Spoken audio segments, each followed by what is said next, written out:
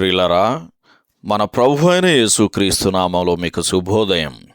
ప్రతిదినం ప్రభుతో అనుదిన ఆత్మీయ ఆహారం.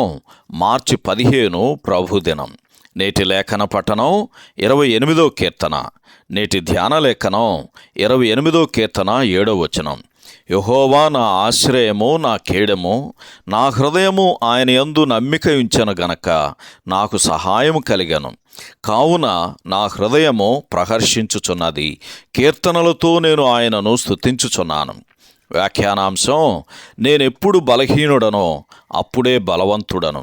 వ్యాఖ్యానాంశం: నేనెప్పుడు బలహీనుడనో అప్పుడే బలవంతుడను. వ్యాఖ్యానం: ఈ 28వ కీర్తనలో మనం వినే విజ్ఞాపనలు నేటి క్రైస్తవుడు ధైర్యముతో తన తండ్రి అయిన దేవునికి చేసే ప్రార్థనలతో పోల్చదగినవి కావు. ఎందుకంటే సమాధానాన్ని పొందలేమేమో అనే భయం, మరణాన్ని గూర్చిన భయం, దుష్టులకు లొంగిపోతాననే భయం, భక్తిహీనులకు తీర్పు తీర్చాలనే ప్రార్థనలు మొదలగునవన్నీ అంత్యదినాలలో నమ్మకమైన ఇశ్రాయేలీయులు వ్యక్తపరిచే భావనలు. అయితే అతడు ఎదుర్కొనుచున్న ఈ తీవ్రమైన బాధ అతడు పొందిన సమాధానాన్ని, దానివలన అతడు పొందిన ఆనందాన్ని మరింత ప్రస్ఫుటంగా కనపడేటట్లు చేయటానికే ఉపయోగపడుతుంది అని 28వ కీర్తన 6-9 వచనాల్లో చదువుతాం. అతడు 7వ వచనంలో యెహోవా నా ఆశ్రయము లేక బలము అని పలికాడు. అయితే 8వ వచనానికి వచ్చేసరికి యెహోవా తన జనులకు ఆశ్రయము లేక బలము అని వ్రాయబడింది. అలాగైతే మనం సమిష్టిగా ఇట్టి అనుభవం పొందాలంటే దానికంటే ముందుగా వ్యక్తిగతంగా అట్టి అనుభవాన్ని పొందాలి. నేటి కీర్తనాకారుడైన దావీదు జీవితంలోని ఒక సంఘటన ఈ సందర్భంలో మనకు గుర్తుకు వస్తుంది.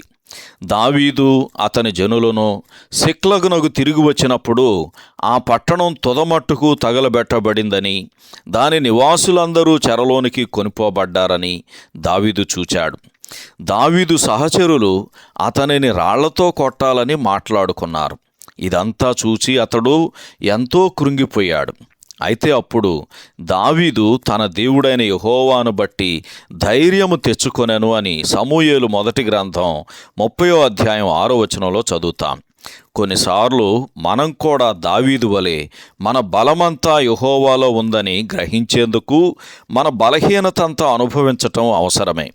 కొరింథీయులకు రాసిన 2వ పత్రిక 12వ అధ్యాయము 10వ వచనంలో రాయబడినట్లు, నేనెప్పుడు బలహీనుడనో అప్పుడే బలవంతుడను.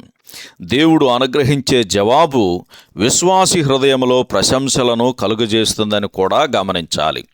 యెషయా గ్రంథం 25వ అధ్యాయం 1వ వచనంలో రాయబడినట్లు, యెహోవా నీవే నా దేవుడవు, నేను నిన్ను హెచ్చించెదను, నీ నామమును స్తుతించెదను. నీవు అద్భుతములు చేసితివి, సత్య స్వభావమును అనుసరించి నీవు పూర్వకాలమున చేసిన నీ ఆలోచనలు నెరవేర్చితివి గనక ఆయనను స్తుతించటం మనం కూడా ఎన్నటికీ మరిచిపోకుందుముగాక. సహోదరుడు జాన్ కోక్లన్. శుభములతో వందనాలు. ఈ సందేశాలకు సంబంధించి కానీ బైబిల్కు సంబంధించి కానీ మీకేమైనా ప్రశ్నలు ఉంటే ఈ క్రింది నంబరుకు వాట్సాప్ ద్వారా పంపించండి. మీ ఆత్మీయ క్షేమాభివృద్ధి కోసం అనుభవజ్ఞుల ద్వారా జవాబులు అందించబడతాయి.